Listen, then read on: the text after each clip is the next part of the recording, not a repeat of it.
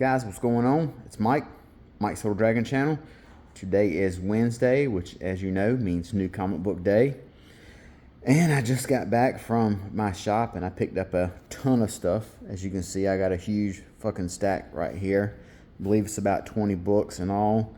I think one or two are from last week that I missed. You know how the Dynamite stuff always tends to show up late, but we'll go ahead and jump right into it. Up first, Marvel Knights, The World to Come.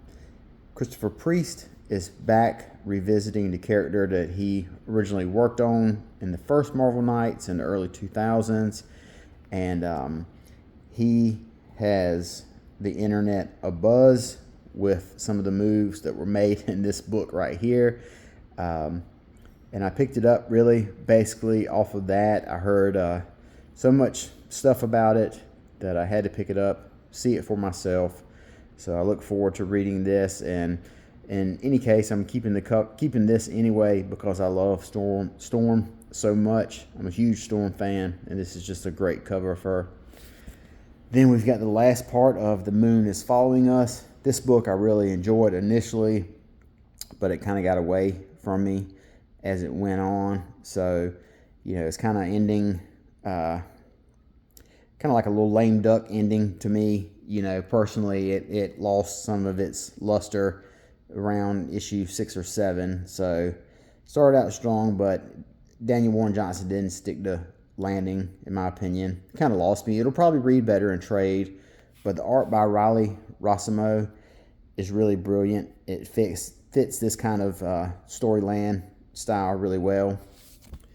Imperial, I hadn't planned on picking this up, but I've seen so many people talking about it. I wanted to read it just to check it out. And this cover price right here at $6.99, you know, that's a lot. So, but like I said, I wanted to pick it up just to see what everyone was talking about. Last Boy, number 3. This is that new Peter Pan style book by Dan Panosian. Basically, it's a situation in which everyone in Neverland has grown up, or not really grown up, but they've kind of moved on, and Peter still wants to play pirate.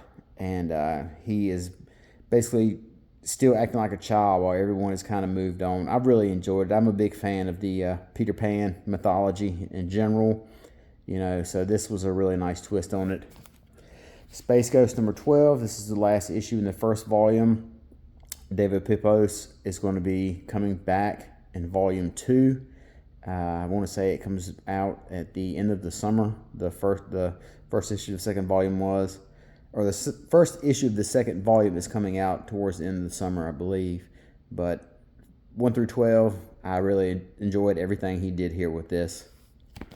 Power Fantasy number 9. This is a book that I am saving up to read all at once. I read the first 2 issues, I think, and to me, it kind of felt like it's something I should wait until it's finished to read all in one sitting. Hilverine. Now we've got Hell Hulk. So Benjamin Percy, I'm on the record of saying how much I like his work, and this book is a lot better than you would think it's going to be. And now he's got a Hell Hulk in here, so just the stuff continues to get over the top and is super good. Laura Kinney, Wolverine. This is issue 7, legacy number 75 by Erica Schultz.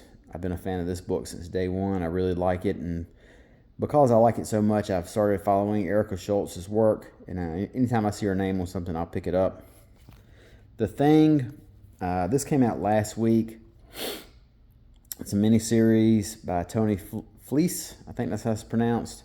But in general, I'm a fan of the character Thing, Ben Grimm. He's basically Marvel's Nightwing, everyone's favorite uncle, so to speak, as opposed to Nightwing, who's everyone's big brother.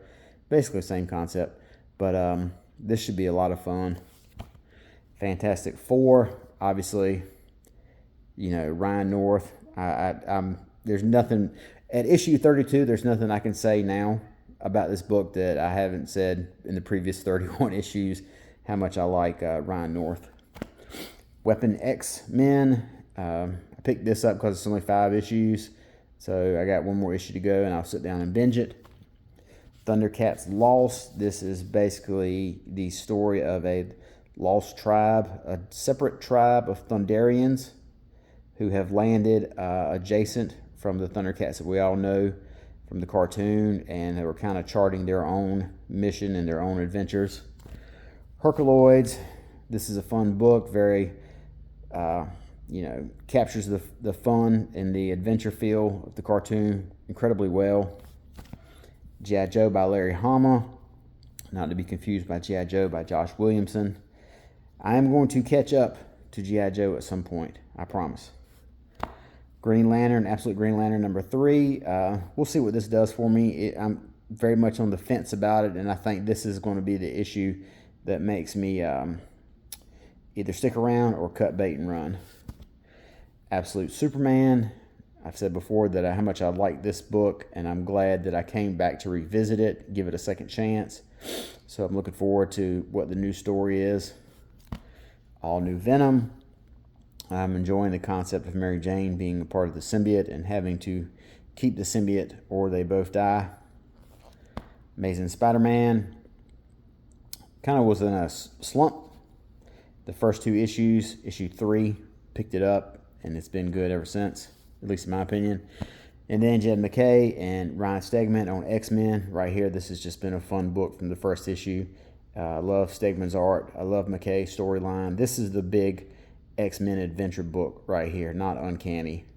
So this is a big week. We've got 1, 2, 3, 4, 5, 6, 7, 8, 9, 10, 11, 12, 13, 14, 15, 16, 17, 18, 19. So I've got 19 books I picked up this week, and that is a killer number. That's a lot to read. I need to get my shit in gear with Heroes Con coming up. I like to be caught up on all my weekly stuff before I leave for con, because I do so much back issue hunting that the new stuff tends to get pushed to the back burner.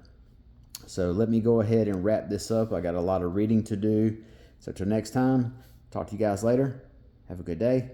Bye-bye.